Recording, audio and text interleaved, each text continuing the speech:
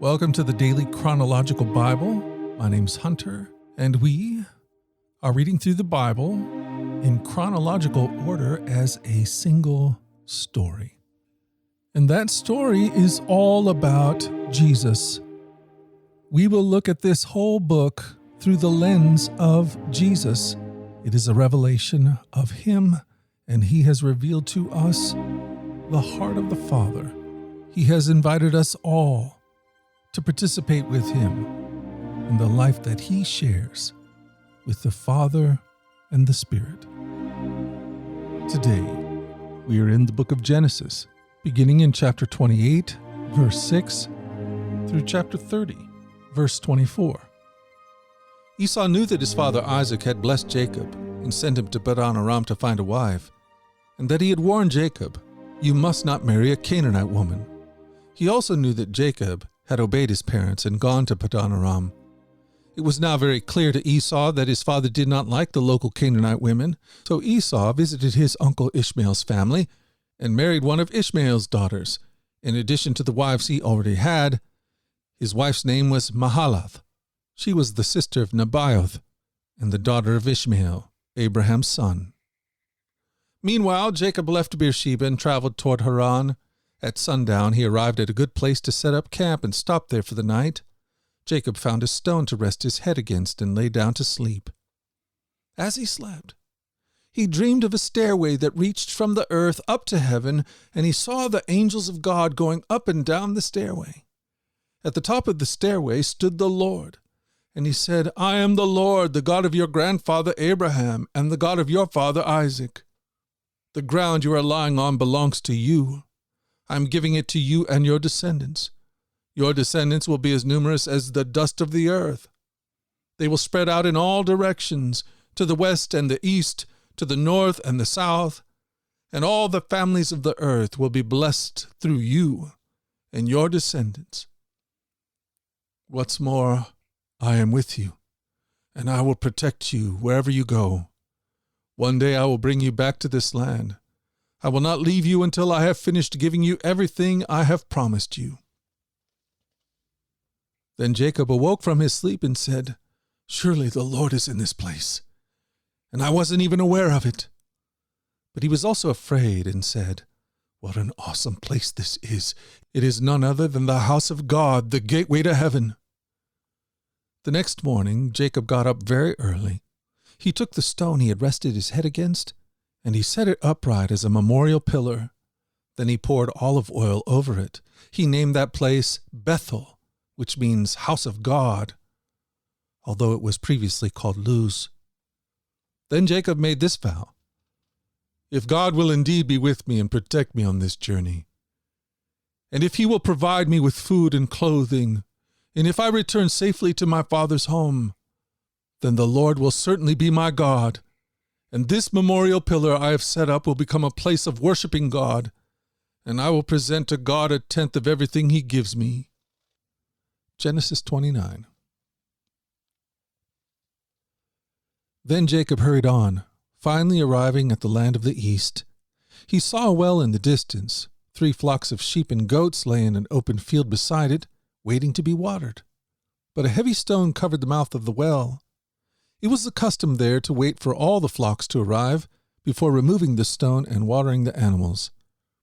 Afterward, the stone could be placed back over the mouth of the well. Jacob went over to the shepherds and asked, "Where are you from, my friends?" "We are from Haran," they answered. "Do you know a man there named Laban, the grandson of Nahor?" he asked. "Yes, we do," they replied. "Is he doing well?" Jacob asked. "Yes, he's well," they answered. "Look, here comes his daughter Rachel with the flock now." Jacob said, "Look, it's still broad daylight, too early to round up the animals. Why don't you water the sheep and goats so they can get back out to the pasture?" "We can't water the animals until all the flocks have arrived," they replied.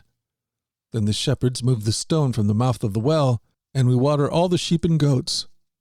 Jacob was still talking with them when Rachel arrived with her father's flock, for she was a shepherd. And because Rachel was his cousin, the daughter of Laban, his mother's brother, and because the sheep and goats belonged to his uncle Laban, Jacob went over to the well. moved the stone from its mouth, and watered his uncle's flock. Then Jacob kissed Rachel, and he wept aloud. He explained to Rachel that he was her cousin on her father's side, the son of her aunt Rebekah. So Rachel quickly ran and told her father Laban. As soon as Laban heard that his nephew Jacob had arrived, he ran out to meet him. He embraced and kissed him and brought him home. When Jacob had told him his story, Laban exclaimed, "You really are my own flesh and blood." After Jacob had stayed with Laban for about a month, Laban said to him, "You shouldn't work for me without pay just because we are relatives. Tell me how much your wages should be." Now Laban had 2 daughters. The older daughter was named Leah, and the younger was Rachel. There was no sparkle in Leah's eyes, but Rachel had a beautiful figure and a lovely face. Since Jacob was in love with Rachel, he told her father, "I'll work for you for 7 years if you'll give me Rachel, your younger daughter, as my wife." "Agreed," Laban replied. "I'd rather give her to you than to anyone else. Stay and work with me." So Jacob worked 7 years to pay for Rachel, but his love for her was so strong that it seemed to him but a few days. Finally, the time came for him to marry her. "I have fulfilled my agreement," Jacob said to Laban. "Now give me my wife so I can sleep with her." So Laban invited everyone in the neighborhood and prepared a wedding feast. But that night, when it was dark, Laban took Leah to Jacob, and he slept with her. Laban had given Leah a servant, Zilpah, to be her maid. But when Jacob woke up in the morning, it was Leah. "What have you done to me?" Jacob raged at Laban. "I worked 7 years for Rachel. Why have you tricked me?" "It's not our custom here to marry off a younger daughter ahead of the firstborn," Laban replied.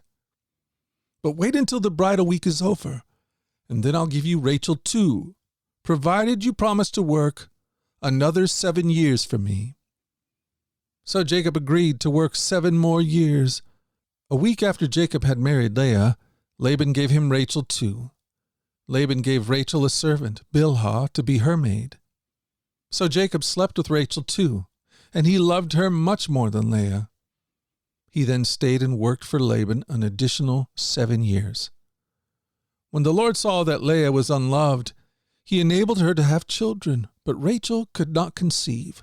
So Leah became pregnant and gave birth to a son. She named him Reuben, for she said, "The Lord has noticed my misery, and now my husband will love me." She soon became pregnant again and gave birth to another son. She named him Simeon, for she said, "The Lord heard that I was unloved, and he gave me another son." Then she became pregnant a 3rd time and gave birth to another son. He was named Levi, for she said, "Surely this time my husband will feel affection for me, since I have given him 3 sons." Once again Leah became pregnant and gave birth to another son. She named him Judah, for she said, "Now I will praise the Lord." And then she stopped having children. Genesis 30. When Rachel saw that she wasn't having any children for Jacob, she became jealous of her sister. She pleaded with Jacob, "Give me children or I'll die." Then Jacob became furious with Rachel. "Am I God?" he asked. "He's the one who has kept you from having children." Then Rachel told him, "Take my maid Bilhah and sleep with her.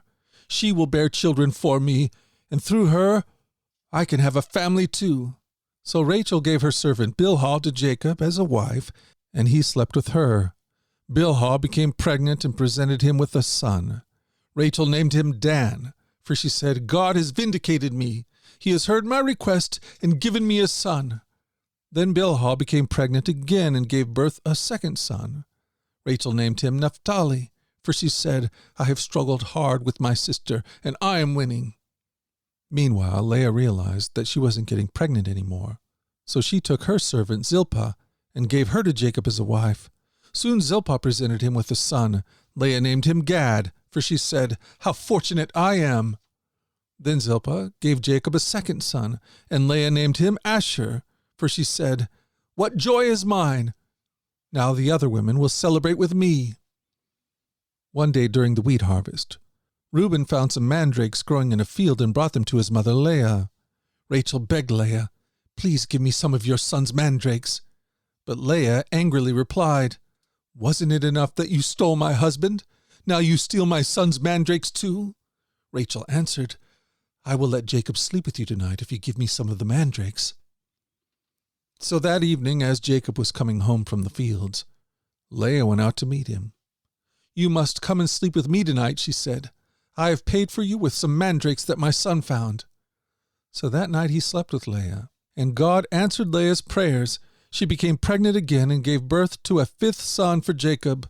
She named him Issachar, for she said, God has rewarded me for giving my servant to my husband as a wife. Then Leah became pregnant again and gave birth to a sixth son for Jacob. She named him Zebulun, for she said, God has given me a good reward. Now my husband will treat me with respect, for I have given him 6 sons. Later she gave birth to a daughter and named her Dinah. Then God remembered Rachel's plight and answered her prayers by enabling her to have children. She became pregnant and gave birth to a son. God has removed my disgrace, she said, and she named him Joseph, for she said, May the Lord add yet another son to my family.